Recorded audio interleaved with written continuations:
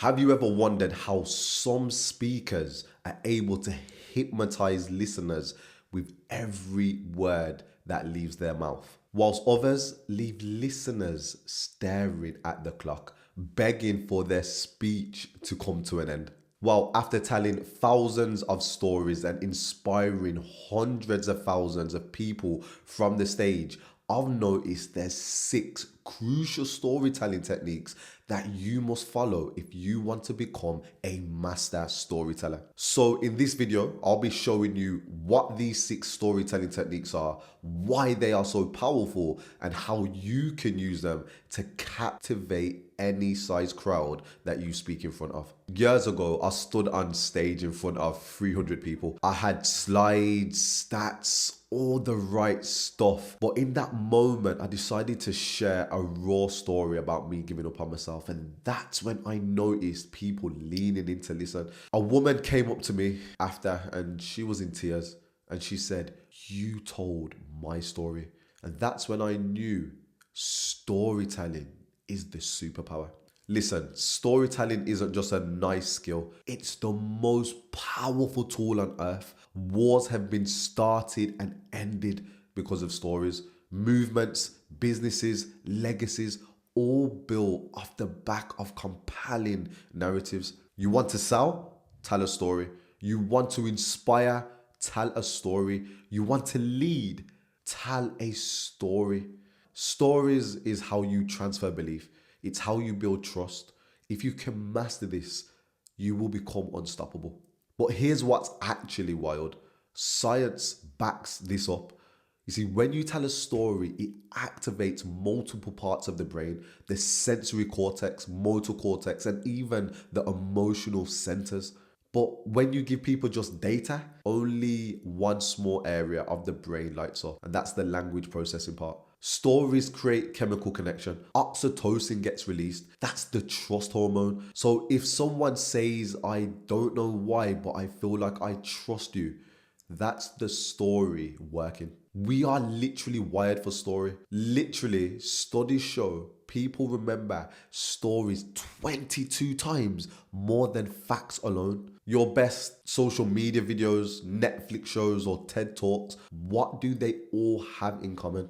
That's right, stories. Okay, so let's get into these 6 techniques. So the first technique is one that is super important. And the reason why this is important is because if you want to be relatable, if you want to have connection with your audience, you need to do this next technique. I see so many speakers, especially in a corporate or business setting, that just don't use this next technique, and it honestly ruins their speech. And the reason why is because it makes the audience think, "I'm not connected with him. I can't do what that person's done.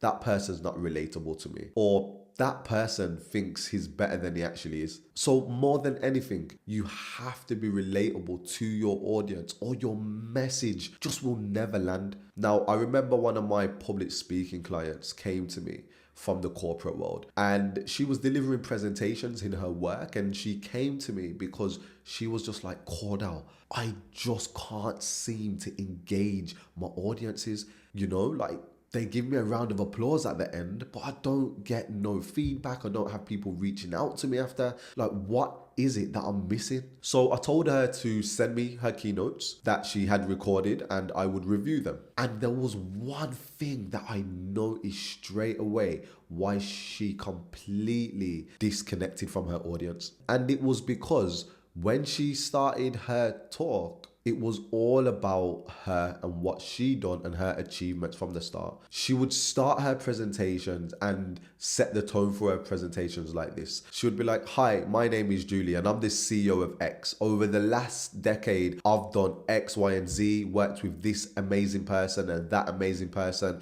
and I am the big I am, and here's all my achievements." When you start your presentations like this, it's going to do 2 things.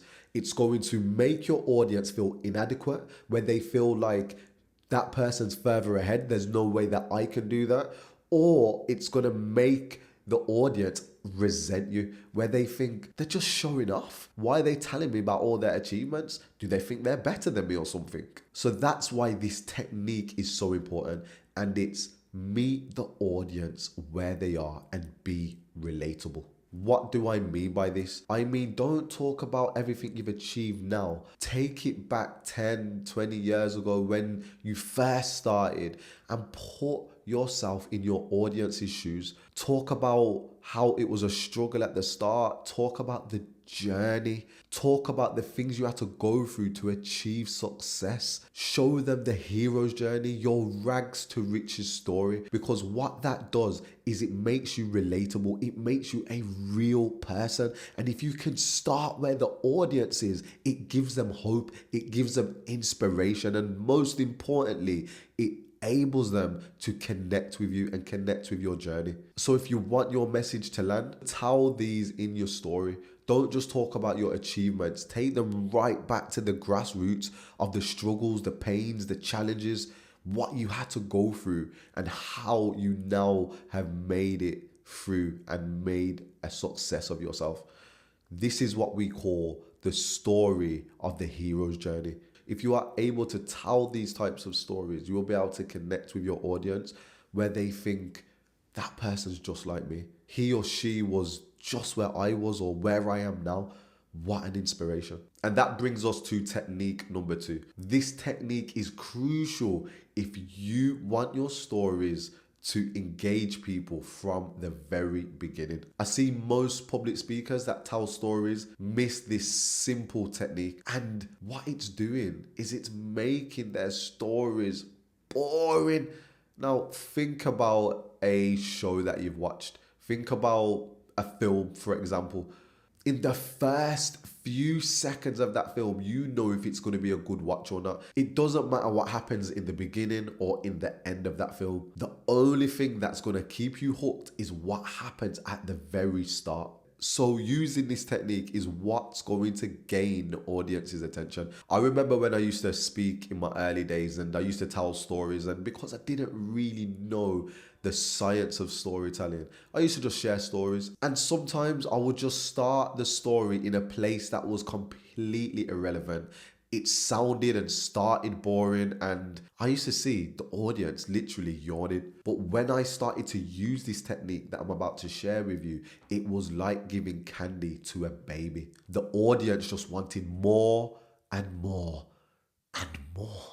So the next technique is start your stories with a crisis moment. What do I mean by that? Let's say you're telling your story. Think about a time where there was a problem or a real challenge that you went through. Start there. Think about a moment that really can grip the audience's attention. When we think about films, they start with some form of action or some form of problem at the start that makes you think, wow, what's going to happen next? So think about your story or any story that you're telling. What's the crisis moment? What's that opening scene that I can share with my audience for them to think, wow, I'm in for a treat here. Or, wow, I need to listen. This is going to be incredible. Starting with a crisis moment will instantly give that impact to your story. So that brings me to technique number 3. You see, when you use technique number 3 in the right way, this is how you can immerse your audience entirely into your story. This next technique is special because when you do it properly, you will give your audience a real experience. This next technique will activate your audience's mirror neurons.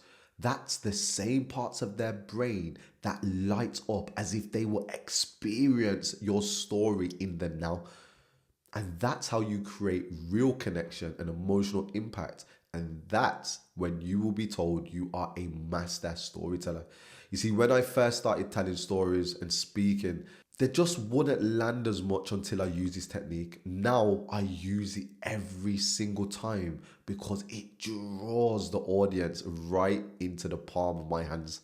This next technique will make your audience lose track of time and space, where all they are immersed is within your story. They are literally there with you. And if you can tell stories in this way, you'll see the impact. So the next technique is relive the moment and immerse your audience. Now, how do we do that? We do that by using a framework called TAKES, TAKES. T stands for time, A stands for auditory, K stands for kinesthetic, which is the feeling, E stands for eyesight, and S stands for smells. So what we're trying to do here is paint our stories in a way which activates the sensory system of your audience. So I'm going to give you example number 1 without the takes formula. And then I'll give you example number 2 with the takes formula, and you let me know what one was better. So example number 1, I was standing in the Caribbean airport and I was just about to leave my mum and my little brother to return to the UK. I was sad. It was a sad time. My mum hugged me and just told me, be careful, son. I love you. And in that moment, I knew when I get back to the UK, I'm going to do everything to make my mum proud. And as I walked on the plane, I waved her goodbye. So that's example number 1, right? Now let's use the takes formula for example number 2. Same story, but just told in a different way. It was 2011. The sun was shining, the skies were clear, and the sun was beating down onto the Caribbean airport that I was standing in. I could hear the planes bursting onto the runway and people rushing to board their gate. In that moment, I felt empty. My heart sank as my mum wrapped her arms around me, crying her eyes out. She said, "Son, please be careful. Please be careful." You see, in that moment, I made a decision that I was going to leave my mum in the Caribbean to return to the UK. And as I walked away and looked back, I could see my mum and my little brother in the background, but I knew I had to make this decision if I wanted to turn from a boy into a man. Okay, now I'm out of the story mode. But can you see the difference of the two scenes? One was quite bland, but the second example, I painted you a picture. So make sure you tell stories like this for your audience. So that brings us on to technique number 4. Now, this is a crucial technique because if you can do this effectively, you are basically giving your audience a story to be remembered. The thing is, I hear most speakers tell stories without this, and honestly, I always think, why? If you look at the best Hollywood scripts, the best movies, the best books you've ever read, Harry Potter, Lord of the Rings, whatever it may be, they all have this in. And that's how you need to share your story or tell stories when speaking or presenting on stage. You need to put your director's hat on and make it feel like a real movie or a great book that your audience is listening to. So the 4th technique is bring in character avatars. So think about your stories that you're sharing. Think about the characters that are involved and bring them in to your story and share them on stage. Introduce these characters to your audience so you can give them the full story experience. Now, when we think about the best movies or the best books, there's always 3 characters that's included. The hero, which could be you. The opposer, the person that's standing in the way or challenging your thoughts or actions. Or the mentor. That's the person that guides you, the person that helps, the person that gives you that insight or wisdom that helps you achieve your quest. Sounds good, right? But implement this 4th technique to have massive impact in your storytelling. Now that brings us to technique number 5. Now this technique, when used in storytelling in the right way, is what's gonna have your audience on the edge of their seats, wanting more and excited for every word that comes out of your mouth. This is truly where you make an immersive experience for your audience. Because when you tell stories with this next technique involved, It makes the audience do problem solving, detective work, trying to piece your story together. And this is what's engaging. When you think about your favorite Netflix show, they all use this technique to keep you engaged. Without it, your story may be okay, but it won't be one that will be remembered. I remember when I used to share my story early on in my career, and I never used to use this next technique that I'm about to share. And every time I finished, it was almost like the audience was like, okay, cool story. They just wasn't moved, they wasn't phased. But when I started to implement this next technique, honestly, I had people coming up to me saying, wow, I've been mind blown. The next technique is create tension and curiosity gaps. What do I mean by that? Don't just share your story and quickly get to key moments straight away. Share your story, but make your audience lean in by creating curiosity. Don't just reveal what's happened straight away. Create the scene, take them on a journey without really saying the main key fundamental thing that may have happened. Make them guess, create guesswork, make them get into their detective mode and try to fit pieces to the puzzle. If you figure out ways to do this in certain parts of your story, I promise you that will take you to a world-class level. Now that brings us to the final and last technique. Now this technique is vital. You can use all the other techniques and have a great story, but if you don't do this last technique, I promise all that hard work, all that curiosity building, all that immersive engagement from your audience will go out the window. This technique is what makes your audience think, that story was worth listening to. Without this technique, you'll be giving your audience a disservice and they will be thinking, wow, great story, but what was in it for me? And you have to remember every bit of information or stories that come from your mouth when you are presenting, it's all about your audience. It's great sharing your story, but what's in it for them? And that brings me to my next point. Turn your stories into insight. What do I mean by this? I mean, after you share your story, tell them what the point is. What's the meaning behind that story? Now, earlier I spoke about a story where I left my mum in the Caribbean. So how would I turn a story like that into insight for the audience? I may say something like this. When I left the Caribbean, I realized my mum was my reason why. Now that's the reason why I'm telling you this. I want you to think about your reason why. Who is it in your life that you're doing this for? You need a reason why, something that can pull you forward, because challenges will come. But if you don't have a reason why, whether it's for a person or a higher purpose, you won't achieve your goal. I told a story and then I said, what's the point of me telling you this? And that is the sentence that turns information into insight. So when you tell your stories, make sure you are delivering that educational piece, that meaningful piece, that insight that your audience can take away and think, wow, I need to implement this, or I need to take action on that. Because it's all about shifting your audience's beliefs. So don't share your story for 20, 30 minutes without giving your audience the meaning. So now you understand how to grab and hold the attention of any crowd you speak in front of. But the brutal truth is that's just part of the challenge. Standing in front of a crowd of 10, 100, or even 1,000 people and delivering a story that captivates them is an entirely different situation.